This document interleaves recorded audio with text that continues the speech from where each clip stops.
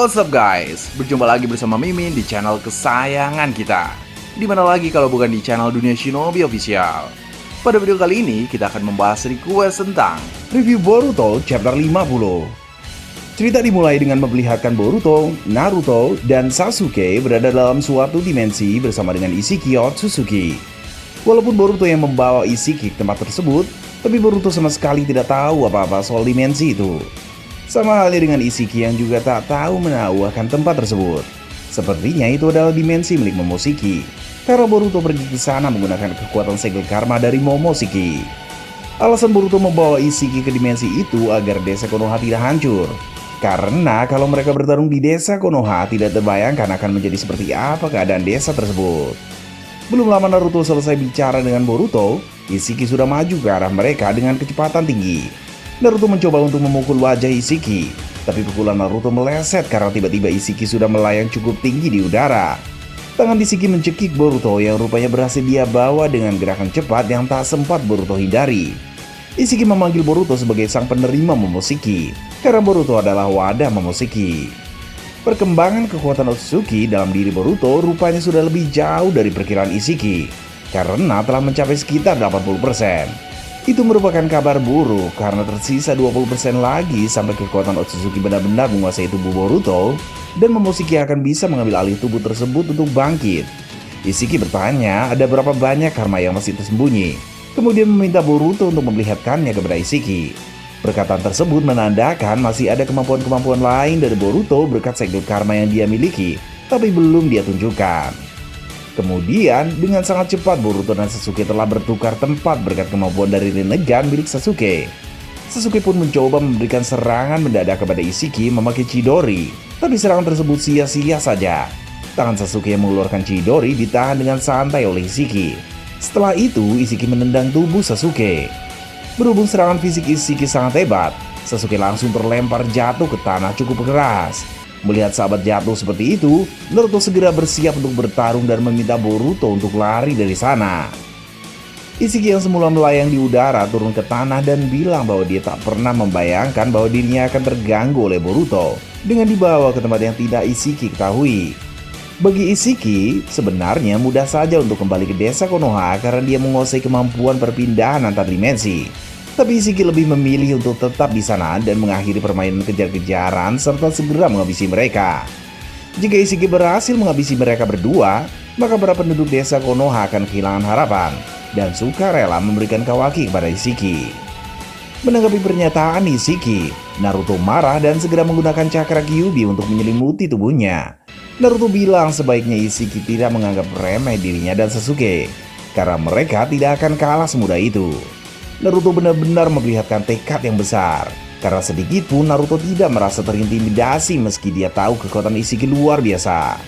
Cerita pun berpindah di mana Kawaki telah bermimpi soal Jigen yang mengatakan bahwa Kawaki bukanlah apa-apa. Di atas itu semua, Kawaki membenci diri sendiri karena kekosongan tersebut, dan Kawaki tidak menerima nilai dari dirinya sendiri. Lubang di hati Kawaki itu semakin membesar. Itulah sebabnya Isshiki memberikan Kawaki segel karma. Karena satu-satunya yang bisa Kawaki lihat hanyalah lubang di hatinya sendiri, karena itu adalah segel spesial.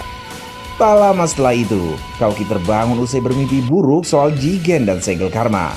Saat Kawaki bangun, dia melihat ada Amado di sampingnya yang menyuruhnya untuk tenang karena Kawaki berada di tempat yang aman. Kawaki berada di lokasi persembunyian di desa Konoha bersama Amado dan beberapa shinobi. Di sana, Shikamaru bertanya kepada para shinobi yang bertugas memonitori desa, di mana orang itu bilang bahwa cakra Isshiki, Boruto, Naruto, dan Sasuke telah menghilang. Mereka bingung karena mereka belum tahu bahwa Boruto dan yang lain telah pindah ke dimensi lain. Kemudian Kawaki bertanya akan apa yang sebenarnya terjadi. Amado berkata, Isshiki datang ke desa Konoha untuk mencari Kawaki, tapi Naruto dan yang lain sedang berusaha melawannya. Setelah itu, Kawaki mengamati tangannya sendiri di mana segel karma telah hilang tanpa bekas. Itu karena Isshiki yang bangkit di tubuh milik Jigen membuat segel karma yang ia tanam ke Kawaki hilang secara otomatis. Melihat Kawaki sudah bukan wadah Isshiki, Shikamaru mengatakan kepadanya bahwa sekarang dia telah menjadi orang yang bebas. Namun, Kawaki menolak pernyataan tersebut karena selama Isshiki masih berniat menjadikannya wadah, maka dia tidak akan pernah bebas. Pikiran Kawaki masih berada dalam teror yang mengerikan karena masih ada kemungkinan Isshiki akan muncul dan menemukannya.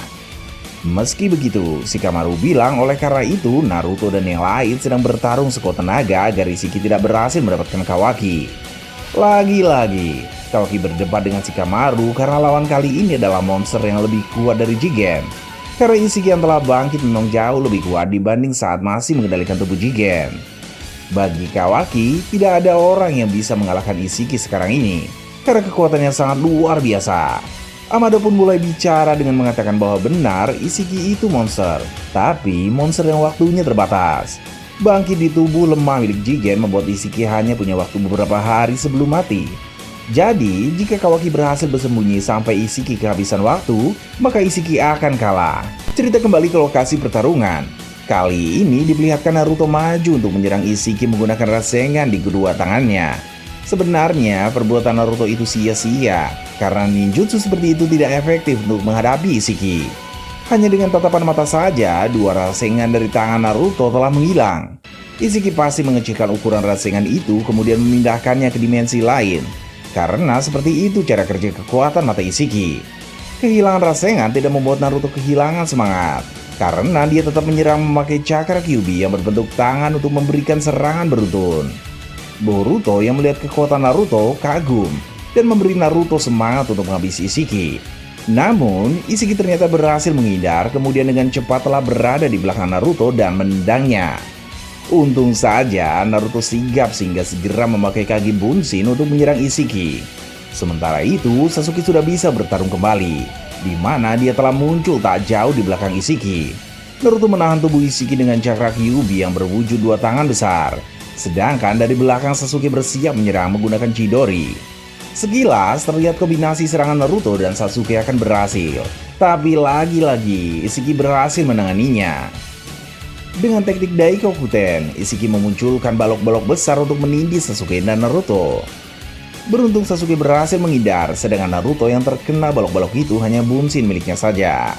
Lagi-lagi balok muncul sehingga Sasuke dan Naruto benar-benar kerepotan untuk menghindarinya. Melihat ada kesempatan, Ishiki segera menyerang Sasuke menggunakan tongkat hitam, tapi bisa ditangkis oleh Sasuke. Saat serangan Ishiki ditangkis Sasuke memakai pedang, dia malah mengubah ukuran pedang Sasuke menjadi sangat kecil mirip jarum, tapi bukan jarum sunat ya, sehingga tak lagi dapat digunakan. Dengan begitu, celah untuk menyerang Sasuke terbuka, maka Ishiki langsung memukul wajah Sasuke dengan tongkat hitam. Dia memukul Sasuke berkali-kali kemudian mengembalikan ukuran pedang Sasuke seperti semula. Dan Ishiki memegang pedang tersebut. Pada saat Sasuke sudah tak berdaya, Ishiki tampak siap menusuknya dengan pedang, tapi Boruto berlari ke arah Sasuke untuk mencegah Ishiki menusuk Sasuke. Cerita sekali lagi berpindah ke desa Konoha, memperlihatkan keadaan Kawaki, Shikamaru, dan Amado. Shikamaru berkata bahwa perintah untuk mengevakuasi warga masih belum ditarik. Jadi warga tetap harus dievakuasi karena bisa saja Ishiki muncul kembali dengan tidak terduga. Di sana mereka masih bertanya-tanya soal keberadaan Naruto dan lain-lain, karena unit sensor belum berhasil mendeteksi keberadaan cakra mereka. Namun ada laporan dari seorang Jonin di mana ia melihat Boruto menyedot Ishiki memakai teknik ruang dan waktu. Kemudian Naruto dan Sasuke pun menghilang tak lama setelah itu. Kawaki agak terkejut saat tahu hal tersebut, karena Boruto pun ternyata ikut bertarung. Kata Sasuke bilang mau dianalisis dari manapun, tingkat kekuatan Boruto dan Ishiki berbeda jauh. Kata Sasuke menduga Boruto akan terbunuh karena perbedaan kekuatannya. Menanggapi perkataan kata Sasuke, Amado berkata bahwa memang yang kata Sasuke katakan benar jika hanya melihat dari aspek kualitas kekuatan mereka saja. Namun, kekuatan Momoshiki dalam diri Boruto memiliki nilai kegunaan tersendiri dalam menghadapi Ishiki. Cerita kembali ke tempat Boruto, di mana dia melindungi Sasuke dengan tubuhnya. Hal menarik pun terjadi, karena Ishiki yang punya kesempatan untuk menghabisi Boruto malah tidak melakukannya. Kejadian itu membuat Boruto sadar bahwa Ishiki tidak bisa menghabisi Boruto. Bukan karena tak sanggup, melainkan karena ada alasan tersendiri. Di desa Konoha, Amado juga bilang bahwa Boruto akan menjadi kunci kemenangan dalam pertarungan melawan Ishiki. Namun, tentu kita sudah bisa menebak alasan mengapa Ishiki tak bisa menghabisi Boruto. Itu karena Boruto merupakan wadah dari Momoshiki, di mana sebagai anggota klan Otsutsuki, Ishiki tidak boleh menghabisi Boruto karena sama saja akan membunuh Momoshiki. Para anggota klan Otsutsuki tidak boleh saling bunuh satu sama lain. Tak heran dulu Kaguya tidak menghabisi Ishiki dan Urashiki tidak menghabisi Toneri. Aturan itu menjadi angin segar bagi Boruto, karena dia bisa bertarung sekuat tenaga tanpa takut dihabisi oleh Shiki. So guys, bagaimana pendapat kalian tentang hal ini? Jika kalian mempunyai teori atau pendapat yang menarik, bisa kalian kirimkan ke email Mimin.